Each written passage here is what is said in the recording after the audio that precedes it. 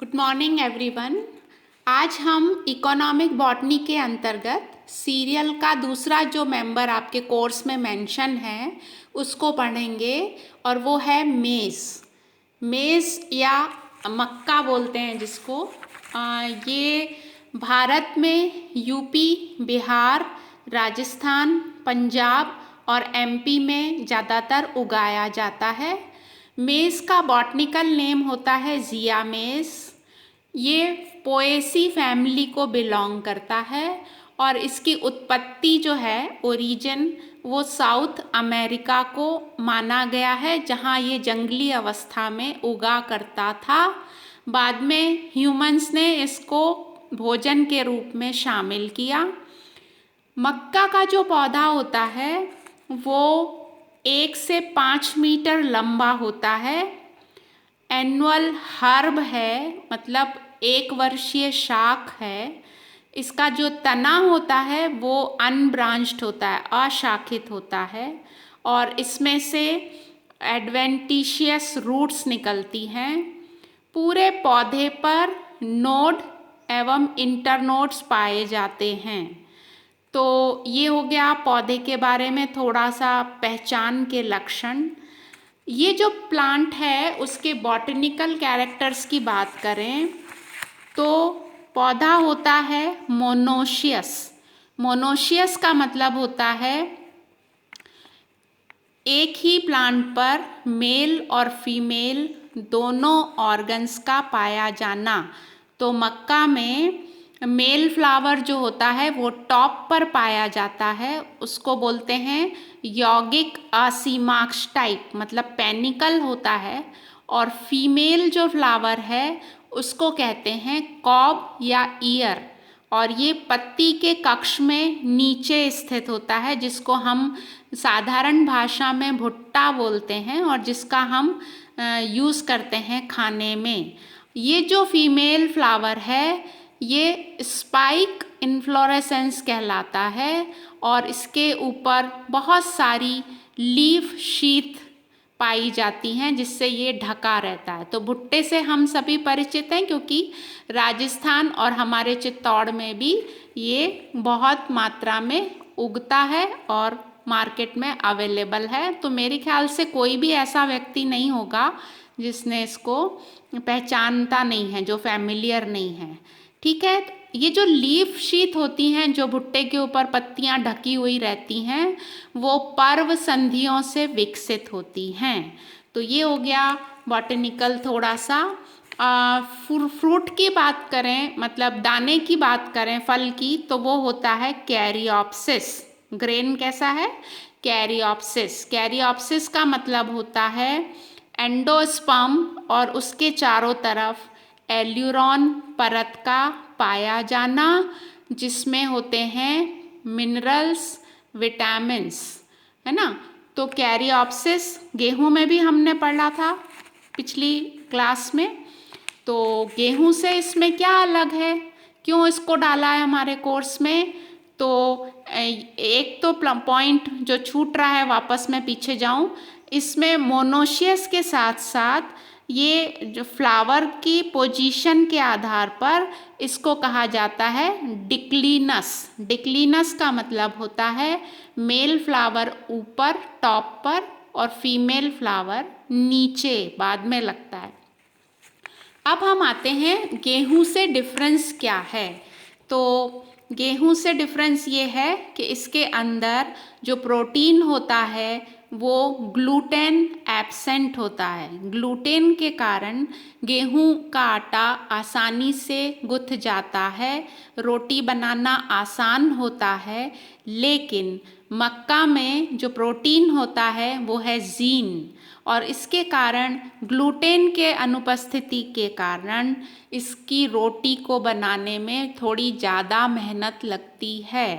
ठीक है, अब कल्टीवेशन की बात करें तो 60 से 120 सेंटीमीटर वर्षा वाले क्षेत्रों में खेती अच्छे से हो पाती है, खेती के लिए उपयुक्त है वो एरियाज जहाँ पर बारिश अच्छी होती है। 140 दिन में फसल पककर तैयार होती है और एल्यूवियल और लोम मिट्टी, जिसको जलोढ़ और दोमट मिट्टी बोलते हैं, वो इसके लिए बहुत सूटेबल है। इसको उगाने से पहले खेत तैयार करके उसमें कंपोस्ट खाद डाली जाती है और ध्यान ये रखना होता है कि वाटर लॉगिंग नहीं हो, क्योंकि मक्का खरीफ की फसल है, बारिश के दिनों में उगती है। जब बारिश होती रहती है लगातार, कई बार 7-7 दिन तक लगातार बारिश होती है, तो वाटर लॉगिंग से पौधे गल जाते हैं, उसका ध्यान रखना पड़ता है किसान को। अब हम आते हैं उन्नत किस्मों पर, वैरायटीज़ कौन कौन सी उगाई जाती हैं कॉमनली। पहला है जो कॉमन वैरायटी है वो है PEH2। PEH2 क्या है? PEH2 है, एक सेकेंड, ये वैरायटी बहुत कॉमनली, उससे पहले दूसरी और वैरायटीज़ मैं आपको नोट करा दूँ। PEH है पूसा अर्ली हाइब्रिड मेज़ की वैरायटी है ये। उसके बाद है नवजोत। नवजोत जो है ये इसमें सीड दोबारा नहीं बनता है, मतलब हर बार नया हाइब्रिड है ये। उसके बाद है प्रताप मक्का 1 और 2 नाम से मिलती है। फिर है मालन और है साथी। एक माधुरी होती है, माधुरी। मालन जो है देशी मक्का है, वाइट कलर के उसमें भुट्टे होते हैं, बीज दाने। 80 दिन में पक जाती है, तो अर्ली राइपनिंग है, ये जल्दी से बन जाता है 80 दिन में, वैसे 140 दिन लगते हैं। और साथी जो है वो 60 दिन में पकती है, तो ये और कम समय लेती है। माधुरी मीठा होता है भुट्टा, इसलिए इसका नाम माधुरी रखा है। फिर माही कंचन है। उसके अलावा अरावली मक्का है, ये उदयपुर बेल्ट में कॉमनली ग्रो की जाती है। तो ये कुछ वैरायटीज़ मैंने आपको नोट कराई जो कि उन्नत किस्में हैं और इसके लिए किसान निश्चिंत रहता है, इसमें बीमारियां भी नहीं आती हैं और क्वालिटी इनकी अच्छी होती है। तो ये कुछ नाम आपको इजी हैं, याद रह जाएंगे। अब हम आते हैं इसके जो दाना है उसकी बात करें, उसमें होता है एंडोस्पर्म मुख्य रूप से, जो कि कैरियोप्सिस फ्रूट है। उसमें एंडोस्पर्म 2 प्रकार का देखा गया है मुख्य रूप से।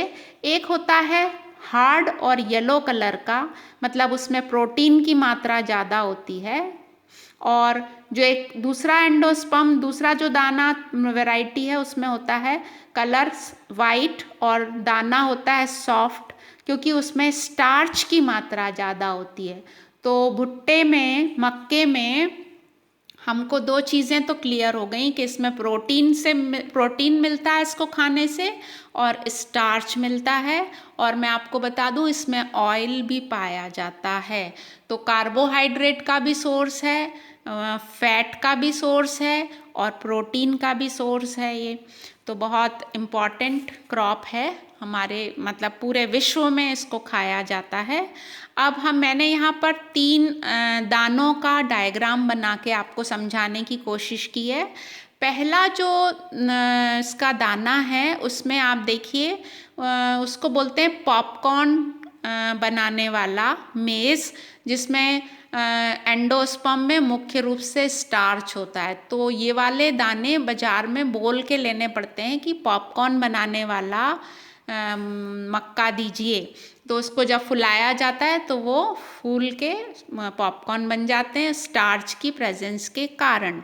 दूसरा जो होता है वो बनाया जिसमें स्टार्च ज़्यादा नहीं होकर एक बीच में मोटे से भाग में स्थित होता है, जिसको स्टार्च पिलर कहते हैं। बाकी सारा जो है वो प्रोटीन है, तो इससे बनाई जाती है रोटी। और तीसरा जो है वैरायटी जिसमें कि स्टार्च का पिलर बहुत ही कम होता है और बाकी सब प्रोटीन होता है, तो उससे बनाया जाता है बहुत हार्ड होता है ये, और उससे बनाई जाती है घाट, जो यहाँ पर हमारे एरिया में चित्तौड़ में और उदयपुर बेल्ट में खाया जाता है। राजस्थान में घाट बहुत फेमस है, सभी परिचित हैं। तो ये 3 दाने मैंने आपको डिफरेंस बताने के लिए यहाँ पर ड्रॉ किए हैं। अब हम आते हैं, ये जो उन्नत किस्में हैं उसका कारण क्या है डेवलप करने का। उसके 3-4 रीज़न से उसको हमने उन्नत किस्में बनाई हैं। पहला है लॉगिंग रेजिस्टेंस। अगर किसी कारण से खेत में पानी का भराव रह जाए तो पौधा गले नहीं, उसको असर नहीं पड़े, उसको बोलते हैं प्रतिरोधक। तो लॉगिंग रेजिस्टेंस, भुट्टा गिरना नहीं चाहिए, अधपका भुट्टा गिर जाता है, कई बार लटक जाता है। दूसरा है डिसीज़ रेजिस्टेंस, बीमारियां से बचाव हो, ऐसी वैरायटी बोता है किसान, कोई बीमारी लगे ही नहीं। फिर है इंसेक्ट रेजिस्टेंस, तो कीड़े भी उसको क्रॉप को नुकसान पहुंचाते हैं। तो और फिर है पोषक पदार्थों की मात्रा ज़्यादा बढ़ जाए इसमें, ऐसी वैरायटी डेवलप की है, स्टार्च अच्छा हो, उसमें प्रोटीन अच्छा हो, ऑयल अच्छा हो, तो फिर ऐसी वैरायटीज़ को डेवलप करके अच्छी किस्में हमारे पास अवेलेबल हैं। अब मैं आती हूँ यूजेस पर, मक्का के यूजेस पर। मेज़ से बनाया जाता है आर्टिफिशियल फाइबर, सिंथेटिक फाइबर जिसको बोलते हैं। और ये आपके अभी आप इकोनॉमिक बॉटनी में पढ़ेंगे, उस पर शॉर्ट नोट आता है आर्टिफिशियल फाइबर पर। उसके अलावा इससे कुकिंग ऑयल, कॉर्न ऑयल भी बनता है, तो वो खाना पकाने के काम में आ गया। मक्का से पेपर भी प्राप्त होता है। इसका जो पौधा है उसके तने से रेशा निकलता है और उससे पेपर बनाया जाता है। उसका पूरा पौधा और वो जो पत्तियां होती हैं भुट्टे के ऊपर, वो चारे के रूप में जानवरों को खिलाया जाता है, तो फोडर के रूप में इस्तेमाल होता है। और इसके अंदर जो स्टार्च है उसको निकालकर टेक्सटाइल इंडस्ट्री में इस्तेमाल किया जाता है। तो स्टार्च की अधिक मात्रा के कारण सोर्स ऑफ स्टार्च हो गया, और स्टार्च का जहाँ जहाँ इंडस्ट्रीज़ में उपयोग होता है वहाँ पर ये बहुत अच्छा सोर्स माना गया है। तो मक्का इम्पॉर्टेंट है, इसको अच्छे से तैयार करेंगे। और आपका जो फुल उस पर आता है कि मक्का की आर्थिक वनस्पति विज्ञान से आप क्या समझते हैं, उस पर एक लेख लिखिए, तो उस पर आपको शॉर्ट नोट आएगा। अच्छे से तैयारी करेंगे, ठीक है।